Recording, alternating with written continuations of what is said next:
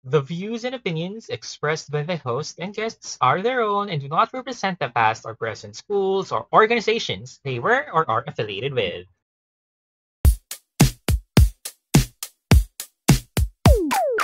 Okay, Jude, Jerome, Paul, Marceline.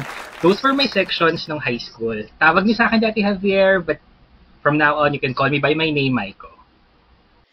At ako ang nag-iisang sex-on ng batch, Lloyd Sex-on.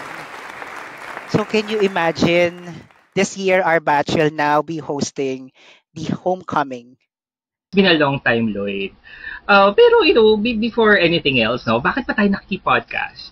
Right, so as part of our preparations for the homecoming, so we decided na it would be a nice opportunity as well to reconnect with our batchmates. Kamustahan lang. Like, it's been years, like what Michael said, that, we've, I guess, even saw each other.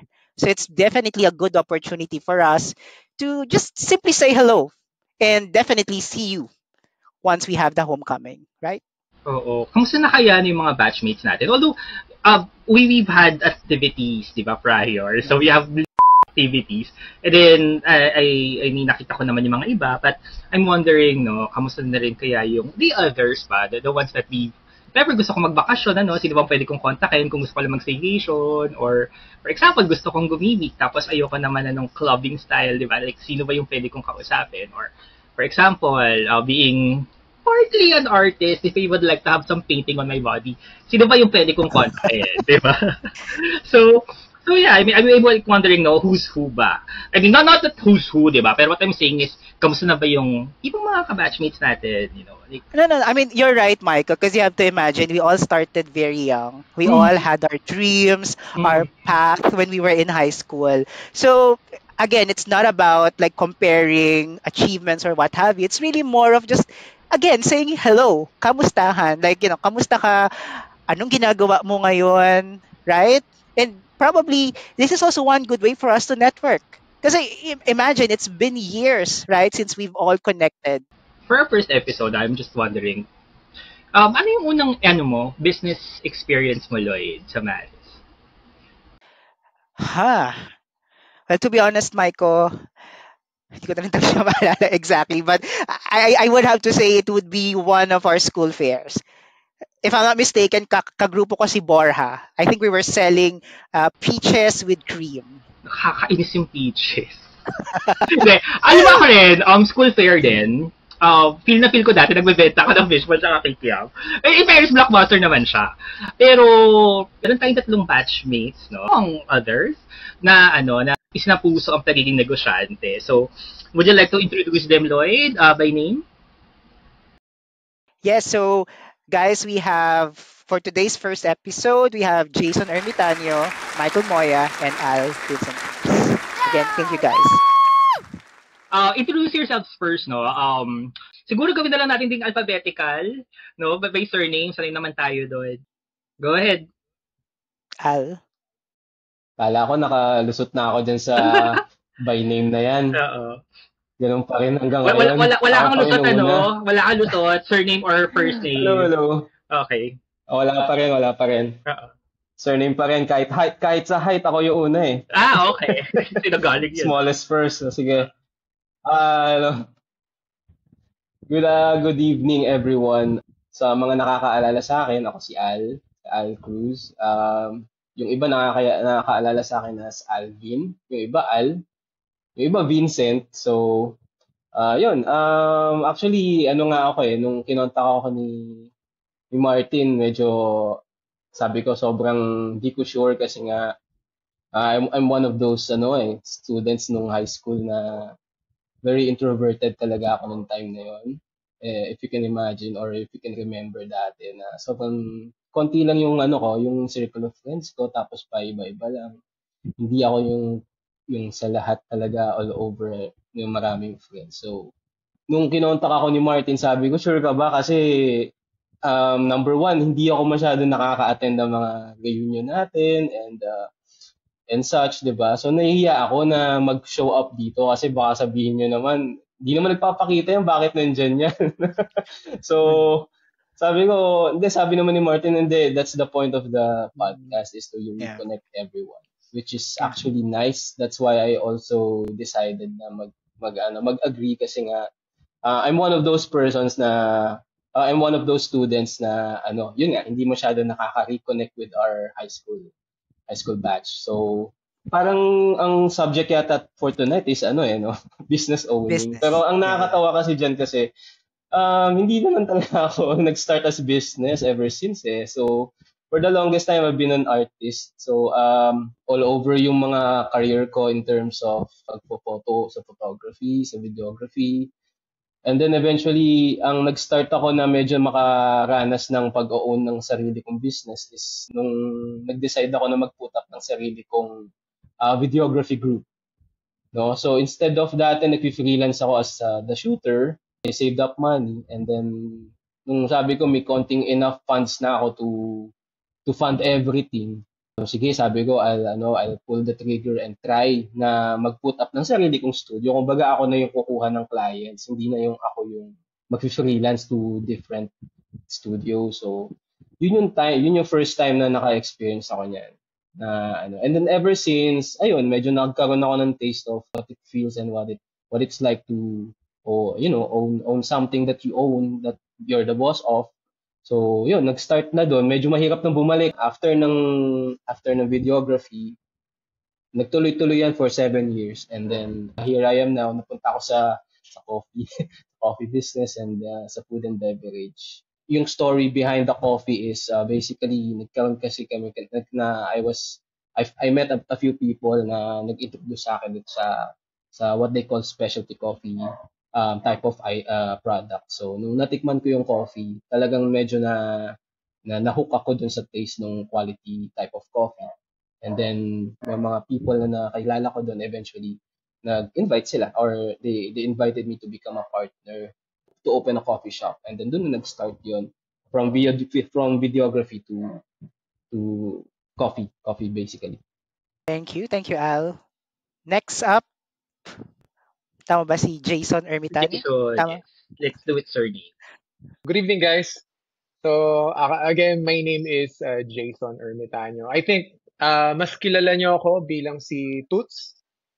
So, nung high school talaga, yun yung naging tawag sa akin ng mga tao. Pero yun nga, if hindi kayo familiar sa akin, kasi nga, tinanong ako ni Martin noon, ba't parang hindi kita makita sa yearbook? Nahiwalay ako ng landas. So, well, Maris pa rin naman ako noon, pero I got delayed in graduating. So, naiwan ako sa inyo ng second year. Never in my dreams na I'd be one of the entrepreneurs dito, no? All my life, I was with BPO industry. Then, nung na I got married, tapos yun, parang feeling ko kailangan namin mag-step up. So, parang yung unang ano ko talaga nun, yung business ko nun is more on aquascaping. Yung aquascaping kasi para siyang landscaping. Can you imagine? Landscaping, then pero Ah. sa aquarium. So, yun yung Ah. aquascaping. I learned something Nung new. kasi nung nag-acquire kami ng property when I got married. Tapos yun, parang we live in a condo. So, medyo maliit lang siya. Then, yung mga friends ko noon nagpupunta. Parang medyo kulang yung design nung sa condo. Kasi parang plain lang siya, plain. Then, parang lagyan natin ng, let's say, plants. Then, let's say, maliit na aquarium.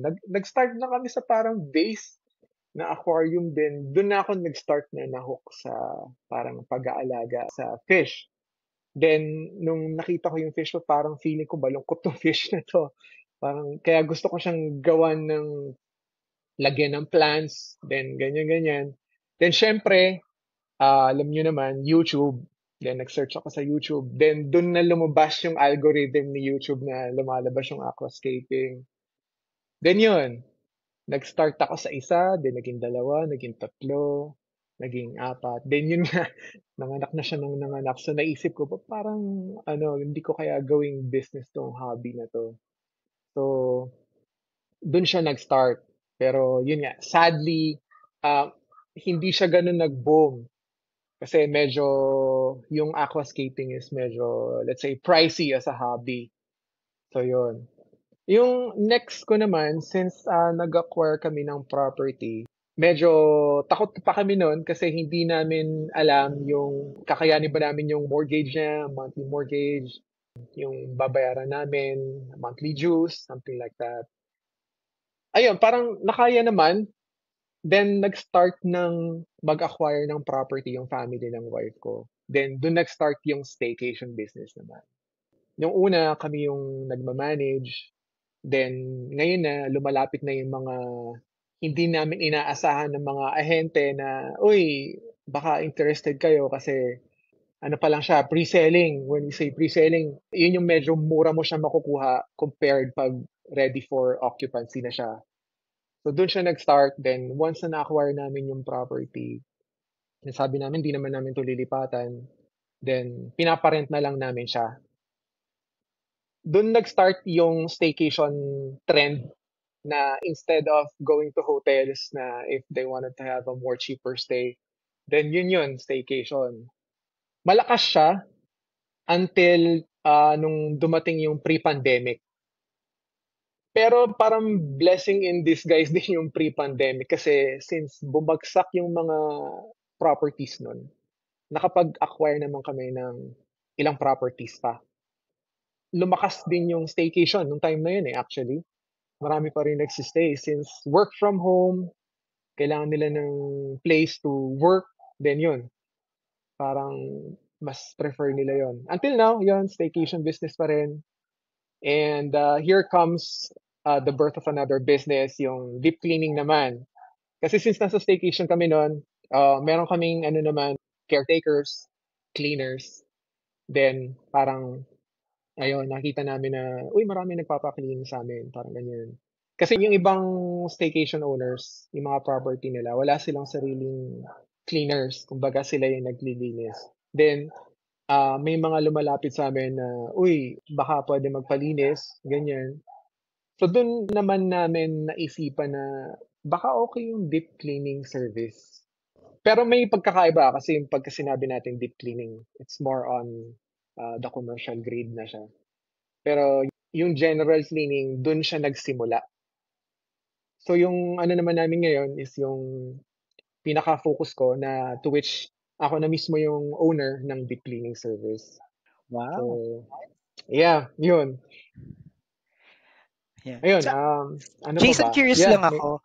Like, so you said you and your spouse started procuring, di ba, yung mga tawag nito, mga staycation. So, is this like whole country ba, or like you focused on certain cities or provinces? Paano yung oo, ano niyo? specific lang sa Quezon City. Ah, okay. Kasi Okay. ang mahirap kasi pagka let's say nag-acquire ka ng property, let's say Makati or Ortigas. O alam namin yung market ng staycation doon malakas, pero ang mahirap doon is yung mapagkakatiwalaan namin na caretaker Right. na Right. mahirap kasi tinatransport namin yung mga cleaners eh. Right. So yun. So pagka Makati medyo mahirap yung transport. Right. Okay. Last but not the least, thanks so much, Jason. So, Thank you, thank you. hindi ako sanay na Michael eh. Moya. Actually, mic na Moya. siya ngayon. Michael, hindi ako sanay. Good evening. Ako si Mike. Mike Moya, no? Parang almost lahat naman kayo parang naging classmates ko, tingin ko. First year, Parang, no? Mike. Kasi since prep ko nandun eh. So, prep to fourth year. Parang ganun. So ngayon, ano naman, ako, I'm into ano naman, nasa tattoo business naman ako. So, I have my own shop, pero hindi ako nagtatattoo. Maraming batchmates, akala nila, tattoo artist ako eh. No, hindi ako nagtatattoo. Nag-start ako yung girlfriend ko, naging full-time tattoo artist. So, yung brother niya at yung sister niya, mga artist din. So, sila yung mga artist ko. Nag-decide ako mag-put up mag-open ng shop for them. No, doon na nag-start. So, mga 2010 ata kami nag-start. So, parang medyo matagal na rin, 14 years. Sa BPO din ako before dito sa Philippines. Tapos, nag-work ako sa Dubai for 2 years lang. Tapos, after nun, Pagbalik ko ng Philippines, puro ano na rin, business na rin, hindi na ako nakapag-work ulit dito. Before yun, meron akong mga naging business din before with other batchmates sila Alex Mago, Gerald Molina. Kilala niyo sila, 'di ba? Tapos si Joel Clemente. Yan, nag-start kami ng parang advertising company. Yun yung first business ko. Parang naalala ko dati, naging client pa namin yung Marist. Ginawa namin yung website nila, yung mga print ads nila, parang billboards, etc. Tapos after nun, twice ako nag-open ng bar. Medyo mahilig ako uminom since high school. Since high school. So yun. Nag-open ako ng bar sa Marikina at saka dito sa Rizal. Binangonan. Familiar ba kayo dito sa Binangonan? Rizal? Nag-field trip tayo Michael. dyan, di ba? Hindi, malayo sa amin yan. Pero nag-field trip tayo dyan, di ba, sa Binangonan, sa may St. Jerome. Kung maalala nyo, Di? first year. St. Jerome, yung may parish. So yun yung alam ko dyan. Yung church. Yung church. Malapit ako doon nakatira sa church, walking distance. Ayun. So yun, nag-bar ako sa Marikina, then dito. Kasi lumipat ako dito kasi ang layo ng Marikina medyo nahirapan kami. Tapos yun yung pangalawang bar ko naman dito, tinamaan ng pandemic. So nagsara, hindi ko na rin na-open. Tapos yun, ngayon tattoo pa rin yung business. Kasi mga artist nga yung family nung girlfriend ko. Ayun, doon na nag-start. So Mike, curious lang ako, like meron ka na bang naging client na kabatch natin or Mauritians? Like for tattoo?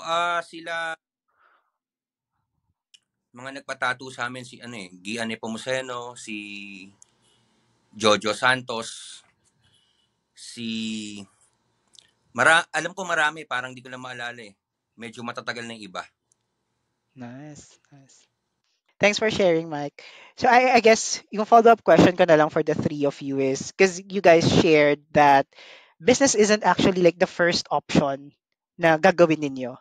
Like somewhere down the line, eventually you decided to pursue business. So I'm just curious, like for someone who also wants to start my own business, pero I don't know, to be honest. Like, lagi siya nasa back of my head. Like, I wanted to, but I don't know. So, siguro curious lang ako, like, what was the turning point? Like, if I remembered correctly, so for Al, you started like, as a freelance artist. And then Jason, I think you were doing other stuff before you got married, right? And then once you got married, then that's the start of your business. And then for Mike, it would be like you worked in a BPO and then outside the country, and then eventually you decided to put up your business. So I guess what I'm asking is, like, for somebody who wants to put up a business, ano yung naging turning point? Ano yung parang aha moment ninyo that made you realize that this is the career for me? After ko kasi nag-work sa Dubai, parang nakita ko yung difference yung naging work ko doon, sobrang gaan ng trabaho ko Sa marketing ako we organize mga business conferences, mga summits, ganyan. Tapos malaki yung pay, of course, compared dito. Parang nakita ko yung employment dito, parang medyo mabigat yung work, yung sa experience ko, based sa experience ko. And I don't think na lahat naman ganun. Tapos Right. hindi gano'n yung kinikita. So parang ang daddy ko kasi businessman din. So parang So it comes natural, no? Right. Kaya mag-work ulit dito, parang gano'n. Right. Al or Jason? Well, for me, nung kinasal ako sa asawa ko, kasi yung wife ko, yung family nila, they're the ones that's business-minded talaga. As in, nagre-revolve talaga yung nila sa business. Tapos ako naman nun, I did start doing business aquascaping, pero medyo sinasabay ko sa work. Kaya feeling ko yung aquascaping business noon is hindi siya nag-boom kasi tinatry ko siyang pagsabayin, which is yun yung natutunan ko dun sa family naman ni wife na talagang dapat naka-focus ka doon sa business. So, tapos napansin ko din noon nung, in BPO, I think, kung mag-start kami ng family, sa tingin ko hindi siya magiging enough So yun nga, parang sense of realization na rin yun na parang if gusto namin talaga na financially stable, putting up a business is really one of the ways. Kailangan nyo lang talaga ng parang path goal kung ano yung talagang gusto nyong mag-focus. Having, yun nga, sabi nga ni Al kanina, being your own boss, iba talaga yung feeling. So pagka talagang inown mo yung ganong mindset, sa tingin ko, magiging okay yung business naman. Thanks. Al? Yung story ko kasi, siguro ang magandang ma-share ko about myself is, hindi, I never, medyo pareho kami ni Jason, I never imagined myself as a business owner, quote unquote, na business owner. So I imagined myself na artist lang din talaga, na medyo, well, I'm gonna stick to my field, to my craft, for as long as I can. For the longest time, again, I've been freelancing as a videographer, sideline ng mga graphic arts and photography, whatever I can that is in line with my talent and craft. Nag-yes ako dyan as a freelancer. So, nung time na yon, parang, okay, the money is coming in, but still, as a freelancer, you don't get a paycheck, di ba? So, kapag freelancer ka, the more na masipag ka, the more na papasok yung pera sa'yo. So, in terms of transitioning to business owning, medyo konting transition yung na lang yung ginawa ko kasi medyo sanay na ako dun sa fact na I'm not gonna get a paycheck every week, every month, every week, or di ba kung ano man yung setup. Medyo for the longest time sanay na ako sa ganung lifestyle. So, nung time na medyo nakapag-ipon-ipon na ako and then I had a few funds na naipon ko na, kumbaga sabi ko sa sarili ko, ganun na rin lang naman din yung ginagawa ko for the longest time na hindi naman ako employed per se. Tapos, hindi ko rin alam kung kailan ako kikita na malaki or kailan ako kikita na maliit. So, might as well, why don't I try opening my own business or opening my own studio? So, yun yung siguro naging jump or transitional period ko na mindset, kumbaga parang, well, might as well, kumbaga try mo na kasi you have nothing to lose. During that time nung nag-open ako ng studio, hindi ko alam kung mabubuhay ba kasi when you open a studio, kailangan mo ng kapital. So, in terms of lights, equipment, and lahat ng mga kasama na investment sa pag-open ng kahit anong business, malaking pera yung ilalabas mo. So, during that time, so wala pa naman akong kids noon, hindi pa rin ako married noon. So, sabi ko, I'm gonna dive into it as early as now or habang kaya ko pa kasi once na pumasok na yung pamilya, yung mga anak, mahirap na mag-try, kumbaga. With the right amount of passion, I think lahat naman kaya, kumbaga kung may mga gustong mag-try na mag-start, there's no really late time or early time to do it. Kailangan mo lang talaga ng tapang kasi having your own business, it takes a lot of talaga, yung tapang ba and tiyaga and pise. Kasi hindi yan iaabot sa'yo yung money, you have to earn it for yourself talaga. Mike, I think you're on mute. Ako? Mike ko. Mike Okay. ko, Javier. Alright, di ba? Parang Mike with an O. Anyway, yeah, the common themes would be, what have we observed were, yung common themes, some started out with a hobby, as a hobby. And then, usually, the things that we started don't really work out. But, even if it did not work out, it becomes a step towards something. Also, influence and support plays a role, right? And also, I remember, papaka-nerdox lang ako si Robert Frost, yung isang writer, sabi niya, the only way out is through. So you really have to go through it. You have to experience it. So that's what I'm hearing from our brothers here.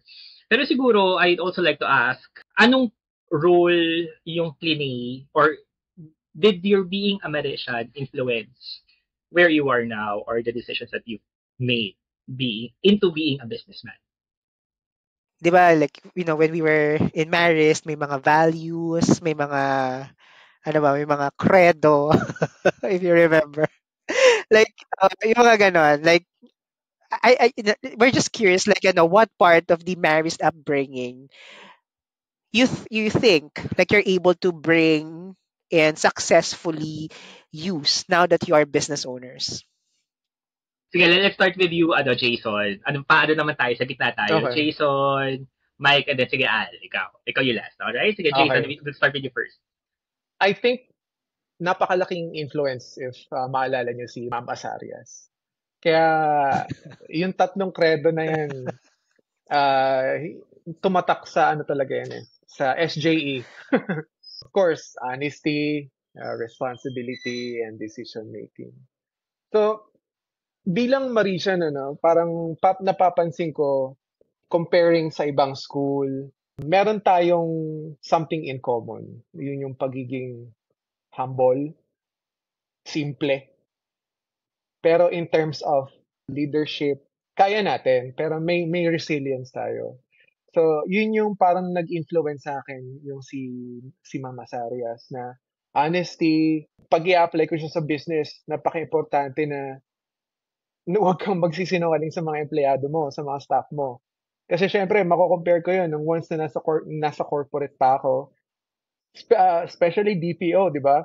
Pagka simpleng empleyado ka lang sa BPO, you would know yung mga nangyayari behind those doors.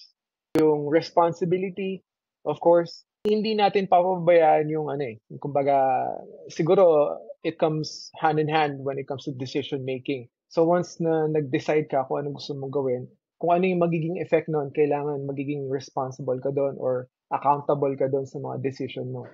So, yun siguro yung mga naging influence sa akin bilang Marisian to which who I am right now. Ako sa akin, kasi parang yung sinasabi ni Jason, ganun din. Syempre being in the environment for 10 to 11 years, parang ganun sa Maris. Syempre, yung whole personality mo, doon mo na-develop halos hindi mga ganong age. So, sa business, I don't think it did influence to so much kasi hindi ko makita kung paano. Pero syempre, kung paano mo ina-apply sa mga ginagawa mo, like sa business or sa family mo, sa society, yung mo, malaki yung influence, syempre. Tama yung sinabi ni Mike na parang not exactly in terms of how do you do business or how do you learn business. It's really more of the general way of life nung tinuro sa atin ng Mariste. Diba? So, being a very good and very prestigious Catholic school dito sa Marikina, diba? So, yung Catholic way of life, yung siguro isa sa mga biggest nakapag-hone sa atin lahat as a Marisian. Na yun, yung kumbaga, being good to each other, being honest, tama yung sinabi rin ni Jason, it really applies very, very much sa pagtatayo ng business or running a business. Kasi kung ikaw mismo owner, you can't uphold honesty to your staff, yan din yung makikita sa'yo ng mga employees mo. And they will do it back, di ba? Pabalik sa'yo. So, yung honesty, integrity mo, tapos basically being a nice person, being a good person, yan yung mga tinuro sa akin. Tapos being an all-boys school naman, siguro I would say malaking influence sa akin yung yung camaraderie ba na tinatawag between the guys, 'di ba?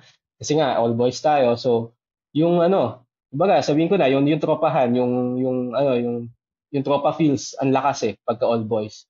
So doon manggagaling or doon nag-root yung networking, 'di ba? Basically yung pag-network mo sa tao, yung camaraderie na build nyo or na build natin lahat through high school or grade school or even from nursery and prep. So, imagine magkakasama tayo, lumaki lahat. So doon ko nakita na parang ang laking bagay na may ganun yung Maris na we get to grow up all together. Tapos even after high school, even after college, and finally, yun nga, up to kanya-kanya na nagtatrabaho na tayo and may family na tayo.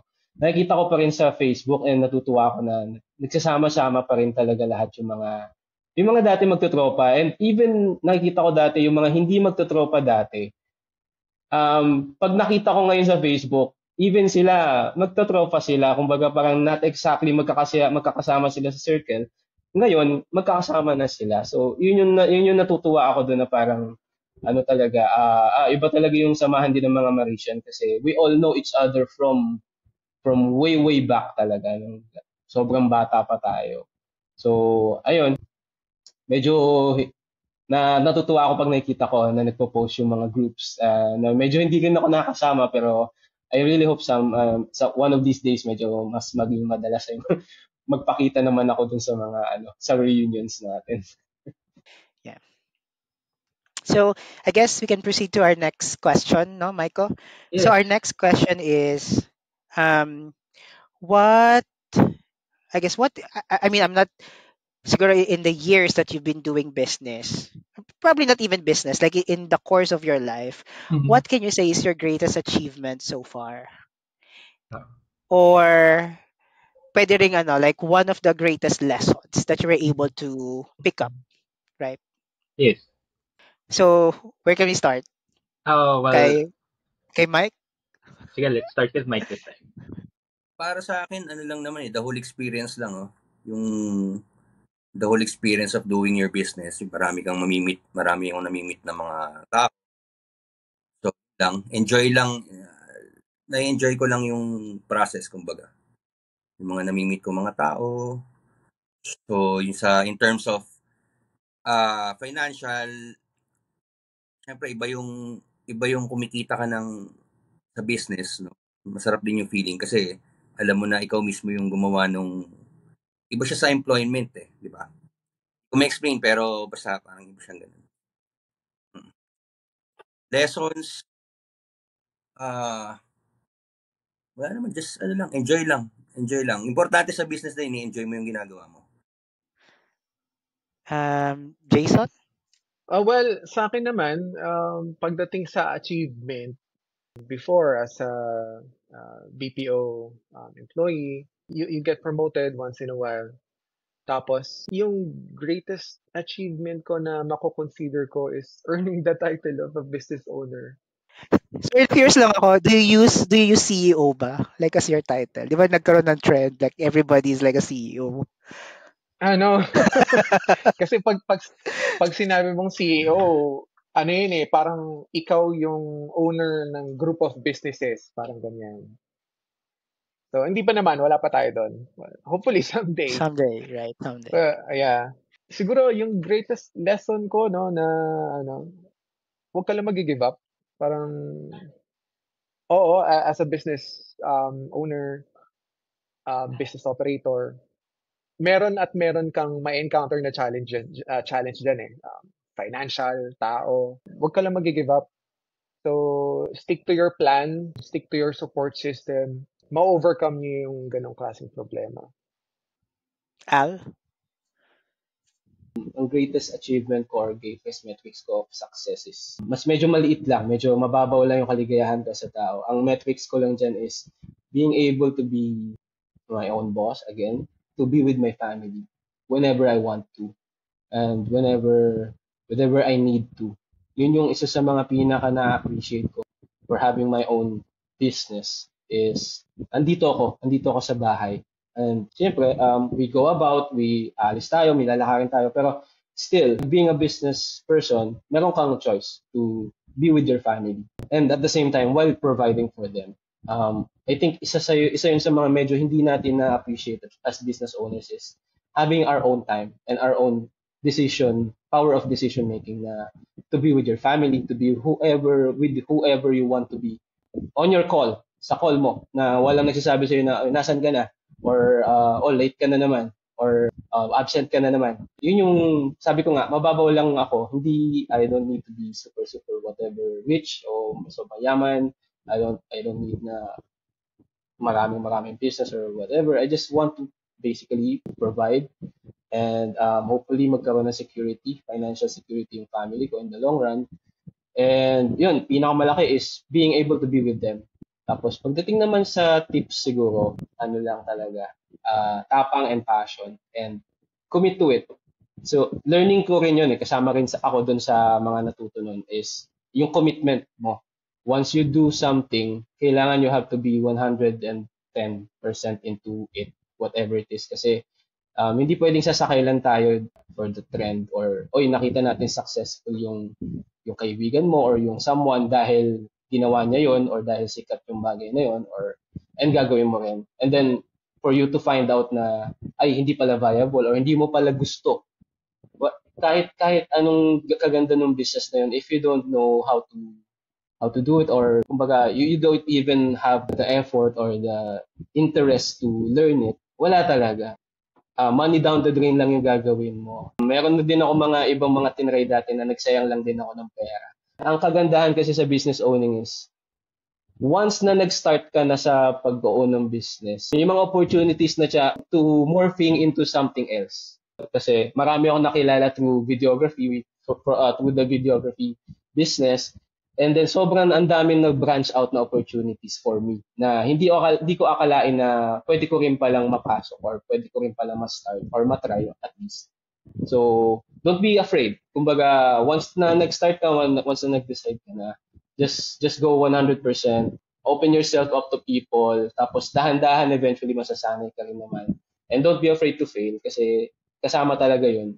Hindi yan overnight talaga. Thank you. Nice, All nice. right.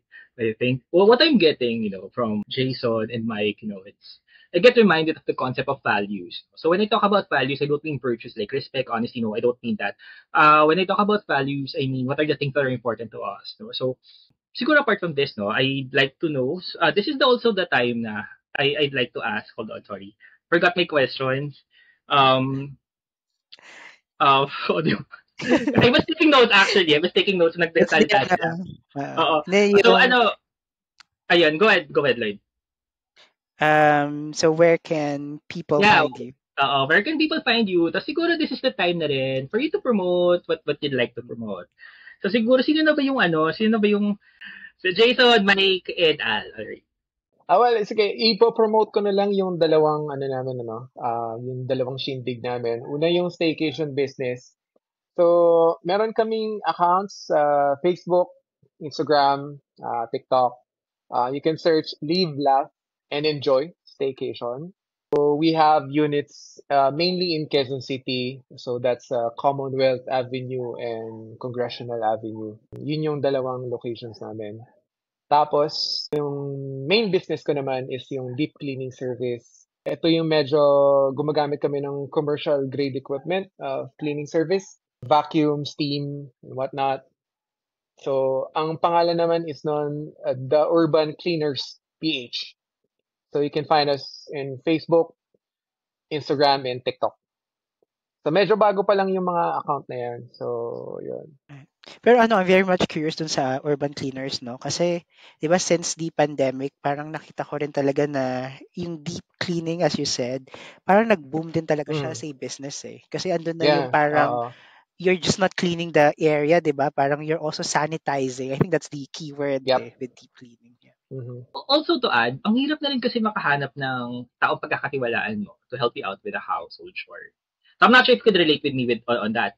Second, I think people are being independent nowadays, owning condos or houses. So alam mo yun, I think most of them wala rin naman sa bahay, lalo na kung single person.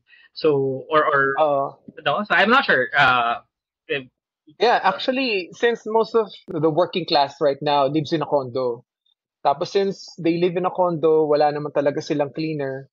So, doon kami pumapasok. So, mas maraming nagre-reach out sa amin sa ganun. Compared to, let's say, may mga houses, pero kasi minsan pagka mga houses, medyo malaking space yan. So, medyo tumataas din yung rate. So, mas maraming nagre-reach out sa mga condo. Yeah. Thanks. Okay, so thank you. How about you, Mike? Ako, promote ko lang yung mga gustong magpa-tattoo. Yan, shop ko nasa Angono Rizal.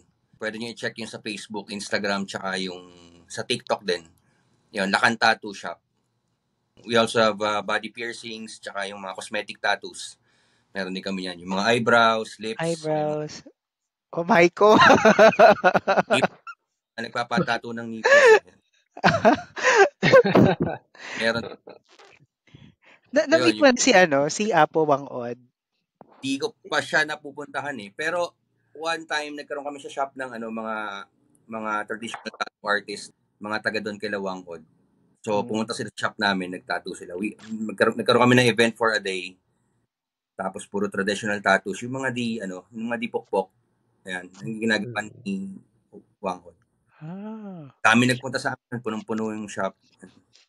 Alam mo, Mike, like, ako pangarap ko magpa-tattoo. Kaya lang kasi yung skin ko nagkikiloids eh. I guess, may way ba to, like, move past that? Kasi gusto ko talaga. It's just that nagkikiloids nga yung skin ko. Problem talaga yun eh. Mga ganong skin talaga. Kaya lang, hindi natin malalaman unless na itry mo. So kung talagang gusto mo, pwede ka mag-try ng sobrang liit. Three-dimensional yung tattoo. Interesting. Nagpa-participate din kayo, Mike, sa mga dut-dutan. Dut-dutan yun, di ba? Yun yung... yung fair? Ito ba? Fair ba? Yun yung parang... Yung parang event for tattoos. Yeah. Parang siyang expo. Parang expo. Expo, yeah. Expo, yeah. Sa yun? Sa World Trade, every year, meron yun. Parang mga September na tayo. Nag-participate kami parang once lang eh. Sobrang tagal na. Nung medyo nagsisimula pa lang kami. Masaya doon. Masaya doon pumunta sa ganun. Tinry lang namin isang beses, pero hindi na rin kami mulit. Medyo nakakapagod. Nakakapagod siya. Mike, ano pala pangalan ng name ng tattoo shop? Lakan Tattoo. Lakan Tattoo Shop. Okay. Last name kasi nung girlfriend ko, nung main artist namin, Lakan Ilaw. And yung mga paintings na puro painter yung niya yung dad niya, yung mga kapatid siya. Yung signature nila sa painting is Lakan. So, yun na yung name na ginamit namin. Ang galing naman. Marami kasing artist talaga dyan, no? Right. Rizal. Ang dami, oo. Tapos we're looking to rin ngayon, customized jewelry. So, nagsisimula na kami. Yun yung bago naming gagawin ngayon. So, pagka medyo okay na, po-promote ko din ulit. Wala pa ako sa gano'n. Go. It's a new business venture. Oo. Yung Lloyd Jewelry daw. Nag-start muna kami sa mga mura, yung mga silvers muna. Pero, siguro next time, mga golden. Pero, puro customize siya. So, yung mga nagdi-design, kami din mismo yung nagdi-design ng mga jewelry. Yung shop nyo, until what time? Like, anong oras siya nag-open? And then, until what time? And do you accept walk-ins? Or is it through reservation? Yeah. Appointment lang kami. Alright. So, enjoy talaga namin yung time namin kasi kami rin yung nagde-decide. Nasabi yung importance nung mo sa time.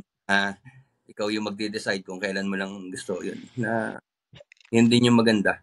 By appointment lang kami, hindi kami nag-accept ng walk-in. So, open lang kami pag may nakaschedule. So, usually nag-start kami, after lunch na eh. So, medyo mga tamad kami, hindi kami maaga. Ayos. So, after lunch, earliest na yung mga 10 a.m. Yun na yung earliest. Pero usually 1 p.m. kami nagsisimula. Alam ko lang kasi my cousin from Canada arrived late last year yata, and he was like looking for a tattoo. Sayang, na-recommend sana kita. Kasi gusto niya, parang gusto niya yung mga mahabang tattoo like around the limbs. Covered na ba yung body niya ng tattoo? Baka naman may space pa, di ba? May space pa. So pagbalik nila ng Pilipinas, definitely, I will recommend. May space pa naman pala sa katawan. Yung kilay mo, kailan mo napapaschedule? Kulang pa ba? Hindi mo na siya kakalbo. Sige, let's go to... May isa pa akong question kayo. Na-curious lang ako, like, yung sa tattoo process, do you guys, like, as an artist, do you recommend or do you have a say in, like, what tattoo your client will have? Because I'm just curious, like, I would imagine that there would be clients like who don't really have a clue or idea what to do. Like, baka hindi bagay sa kanila, or you just go with the flow. Like, whatever the client wants, you go with it. Iba-iba kasi ang mga clients eh. So, may mga clients na they really know what they want. So, pagka ganun, syempre, ginagawa lang nila yung ng mga artist namin yung kung anong gusto talaga nila. Kung anong gusto. Right. Yung humihingi ng suggestions. So, sa paghahanap ng artist, kung pag pinili mo naman yung artist mo, syempre dapat you trust the artist na eh. So, Right. pag may pagbabago na ibabaguhin sa design mo or ibig sabihin nun, mas maganda usually pagka mas alam ng artist eh. Para sa akin kasi ako hindi ako nagtatattoo talaga, pero yun siya. Thanks. Al? For me naman, it's Chapter Coffee, Roastery and Cafe. So, ito yung coffee business namin. To clarify, hindi lang ako yung may-ari ng chapter. So, we're a partnership. So, hi dun sa mga partners ko na baka may manonood dyan. Yeah, so it's Chapter Coffee, Roastery and Cafe. May a few branches kami dito sa Quezon City. So, sa Maginhawa. Tapos, meron kami Maginhawa. And then, meron kami sa Manila. Malapit lang na dun. Saan ka ba? Maginhawa? Malapit lang. Project 6 lang kami. Sige, Malapit sana matry mo. veterans. Sige, daan ako dyan. Chapter Coffee. 143 Maginhawa Street yan. Parang nakapunta na ako dyan. Tapos, meron kami sa mga nag-UST. Okay. I didn't know. Basta 143 Maginhawa. Chapter yung pangalan. Actually, yun yung first talaga namin na shop. Doon kami talaga nag-start. Ground zero namin yung Maginhawa shop na yon. So we started with one branch and then thankfully medyo nag-grow naman siya with everybody's effort. Nag-grow yung partnership. So meron kami ngayon sa Manila, sa mga nag-UST dyan. Malapit sa UST yan eh. Sa tapat, sa Dapitan. And then yung pinakamalayo, baka meron dyan na taga Iloilo. Meron kaming franchisee sa Iloilo. So, we have a chapter there. Like, hold on, Al, Iloilo, sorry. La Paz. Yung chapter coffee sa USC sa may Dapitan, ito ba yung dalawang story? Yes, ayaw magpatalo kay Lloyd eh. Ito ba yung dalawang stories? Dalawang story ba yung chapter? Tapos yung bayaran sa taas? Yes. Para old house. Alright. Sa baba. Sa baba yung bayaran. Alright. Sa first floor. Okay. First floor. Yung pang... Competitive. Competitive. Ayaw magpatalo. Din type na. Aljon ba yung may coffee? Diyan ba yung may barista? Diba? May coffee doon. Alright. Curious din ako, like aside from coffee, so meron din kayong other like food items, I suppose, that you're selling, like ano ba to, parang cafe na may mga pastas or parang cakes and breads aside from coffee and non-coffee, I assume. Yung Maginhawa shop namin is full kitchen siya. So meron siya mga food, may pastas, may rice, may all-day breakfast. So kompleto naman siya. Though yung mga ibang branch, like yung smaller branches like itong sa Antipolo, medyo maliit lang kasi siya. So pastries and desserts lang yung ino-offer and of course coffee. So depende sa space. Medyo naman siya, kompleto naman yung menu. So I hope matry nung mga brothers natin sa Maris na mga we have Maginhawa, meron kami sa Manila, sa may UST. Sa mga taga Iloilo, meron kami doon sa Calasiao, sa Calasiao, Pangasinan, meron din, franchise din siya. And announce ko na rin na magkakaroon tayo dito sa our very own Marikina, which is SM Marikina. We're building something there na hopefully ma-complete na rin siya para medyo makapunta kayo. Sana makita-kita tayo doon kasi ako doon, magiging hands-on ako doon sa branch na yun. Kasi malapit sa akin. And then, plug ko na rin yung isa pa. So, na-mention ko nga na, di ba, pagka nagbe-business ka, nagbe-branch out yan. So, the same group of people nag-decide din na medyo mag-try ng iba. So, nag-put up din kami ng bar doon sa tapat ng Maginhawa shop namin. So, sa across the street, may naman kami doon, parang lounge bar naman siya. So, the name is Never Strangers. Naman siya, parang, pang inuman naman siya. Nag-open kami 4 o'clock. So, nagsiserve kami doon ng mga premium cocktails, mga specialty cocktails, and may mga craft beer din. So, mga mahilig sa beer. Yan, mahilig sa beer. Masarap yung beer namin doon. And may mga finger foods din kami doon. Though, hindi siya talaga pang kainan, more on medyo pang chill, pang inuman. ano naman siya, Never Strangers. Sa tapat lang siya nung Maginhawa chapter. I hope makapunta kayo. Bagay na bagay yun for large groups like for mga tropahan, mga pang-date pwede din. So, yun. I hope you can try it.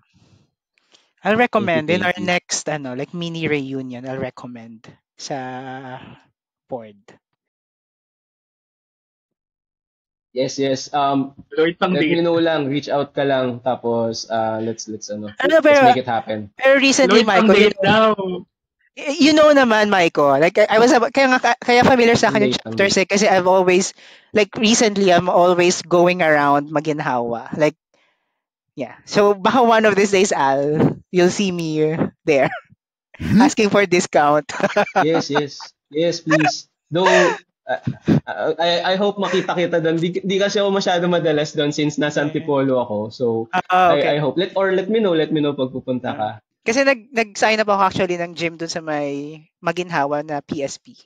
So doon ako nag-gym recently. So that's why, I go around Maginhawa. So one of these days, baka magkita din tayo. Right. Yeah. Yes, sana ma-enjoy mo yung coffee. Yun talaga yung pinopromote namin is the coffee. Sobrang sarap talaga ng kape.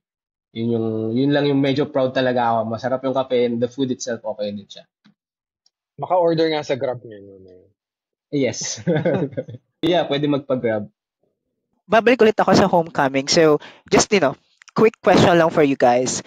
What are you most excited for the homecoming? Of course, aside from us hosting this year, what do you look forward to? Well, mainly, sa Marisha I think napaka-importante nung connection. When it's a connection, friendship, ako honestly, since medyo nahiwalay ako ng batch, hindi na ako masyadong nakakasama sa batch 2000. So, yun yung nilulook forward ko naman, na kamustahan, kasi medyo nakakatuwa kasi pag alumni, kahit hindi mo siya masyadong kilala, magpapatian kayo eh. Yeah. Which is really a good feeling. So, ayun, dun ako naglo-look forward palagi. Right. Thanks. Al or Mike? Yun lang. Yun, magkita-kita ulit. Almost every year, ma-attend ako eh. Madalas akong masaya. Kaya bumabalik-balik ako. Siyempre, yung feeling na nababalikan mo yung school, nakikita mo yung old faces, siyempre, maraming memories na bumabalik. Maganda para sa atin yun eh. Parang, Yes. Forever young. mabata yung parang kasama mo yung mga lumang tao. Hindi lumang tao, yung mga, diba? Yung mga kilalang mga kasama mo before. Parang bumabalik yung pagkabata mo. Yeah. Oo. Tama. Siguro I have to apologize to everyone kasi ngayon lang ako nagpakita dito pa sa podcast. So, parang ito nga yung sabi ko kay Martin, sabi ko naiya talaga ako kasi they rarely get to see me anywhere sa reunions. And lagi ako nin-invite, tsaka they don't fail to invite people. Lalo na kahit di ako masyadong nakaka-attend, they don't fail to invite every single year. So, dun talaga thankful ako na hindi pa rin kayo nakakalimot even dun sa mga tao na medyo busy, sabihin na natin, or medyo hindi active. So, very appreciative ako dun. So, pasensya na, and I hope, let's see, I'll try my best to attend this year and para makita ko naman yung mga old folks natin, yung mga lumang tao, sabi ko. Ayun, I look for Old folks talaga yan. I look forward to seeing you again kasi nga dahil nga medyo hindi ako masyadong matropa dati. Hanapin ko yung mga tropa ko dati. May mga paisa-isa akong tropa dati. So, hanapin ko kayo doon sa reunion. And everyone else, mag-ahaya ko. Right. And may mga batchmates din tayo who are already living abroad. So they have already expressed their intent to come home. So it's really gonna be an exciting event to reconnect nga, like mga old faces. Alright, so sinimulan naman ni Al, no? So sabi mo, di ba, parang yun nga, hanapin yung mga friends before, pero do you have messages, guys, to yung mga katropa nyo who will be listening to our podcast? So, siguro who wants to start? Any messages for our batchmates and friends na rin? O yung mga, sa mga ano yan, tulad ni Al, yung mga yung mga hindi masyado nakakapunta. Yun, kung try niyong pumunta this year para makita naman namin kayo. Yeah.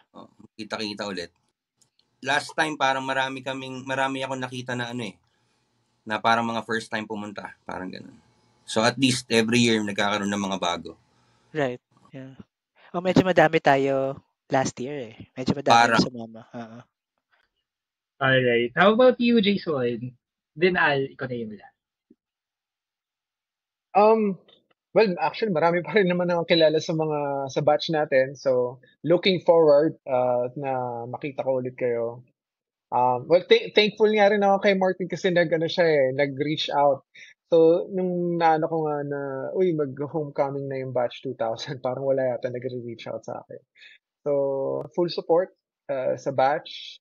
Just let me know. Tapos, looking forward to meet you guys. Yeah. Sa mga friends ko, siguro, maliit lang naman yung circle of friends ko dati. Mag-hi na rin ako mag-congratulate ko na rin si Rayan. I think nagtayo siya ng bagong coffee shop recently and nakita ko yan. Natuwa ako nung nakita ko na nag-start siya ng coffee shop.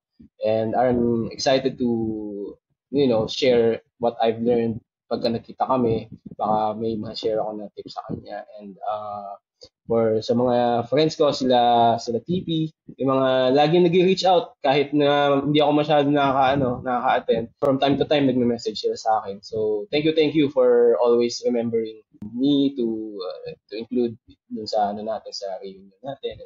Sa lahat ng mga friends ko dati, sila Jerry Hoxon. Si Jerry yata wala dito ngayon sa Philippines, nasa ibang bansa yata. So, I look forward to seeing everyone.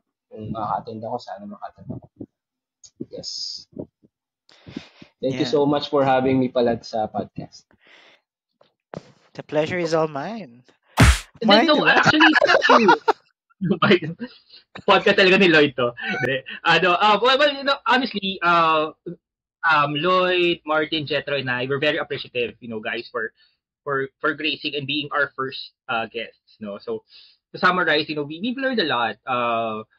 It's usually, diba, it starts with a hobby, it starts with influence, it starts with support, it starts with being yung family niyo, the family that you grew up in, like knowing how to do it. And also, one of the things that I've heard and realized from you guys is the openness to try out something new and not be afraid to and not being afraid to learn and not being afraid to accept na I didn't work out or accept that I'm undergoing something and the openness to go through it and also putting what's important in your life as the center of everything.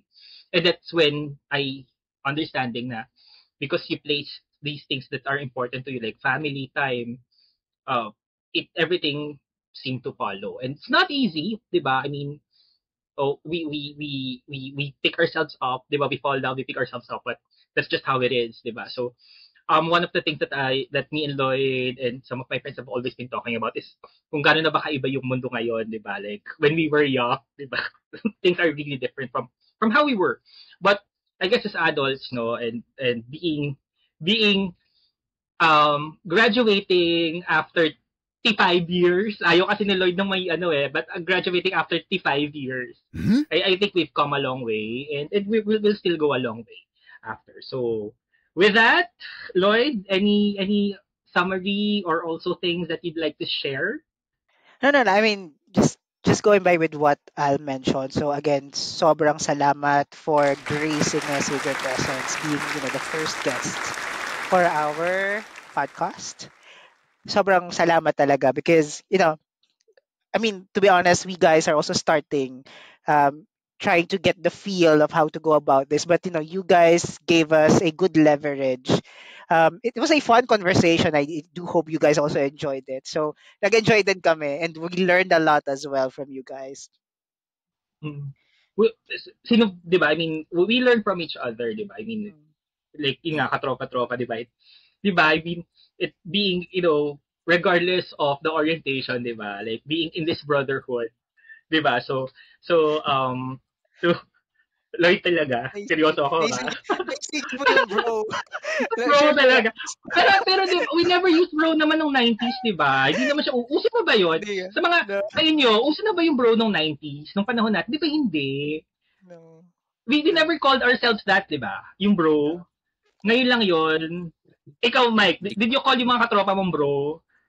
parang di ko maalala eh. Parang wala. Di, Or di is ba? Ano, Ano Toy, kasi Toy naman? lang tawagan dati. or Toy. is brother Apelyido ka, ang Mike? tawagan Apelido natin lang nun. eh. Anyway, Apelyido. apelido, no? Yun nga. Anyway, Yeah. Lloyd, anything else? Anything before we wrap up? No, but I guess ano lang to parang so to our batchmates. So we've seen our first episode. Definitely more episodes to come pa. We have other of course other classmates, other batchmates lined up. Siguro guys, no, if there are also people you'd like to suggest that we guess, then you could also share them.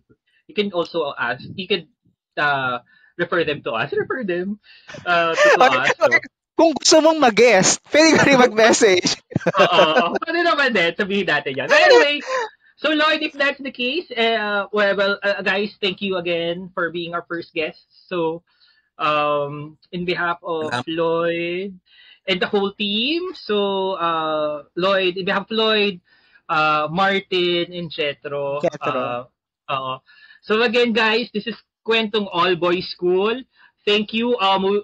We could like, share, and subscribe. And ang hashtag natin, makiki-Gen-Z tayo. Ang hashtag natin, hashtag Cabs or KABS kasi masyadong mahaba yung Kwentong All Boys School. So it's hashtag Cabs. So probably we will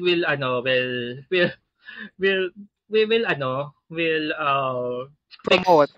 promote and fix Oh, this whatever we can, in ensuring the steadfast that this podcast sees the light of day. So guys, thank you again. So Lloyd, anything else?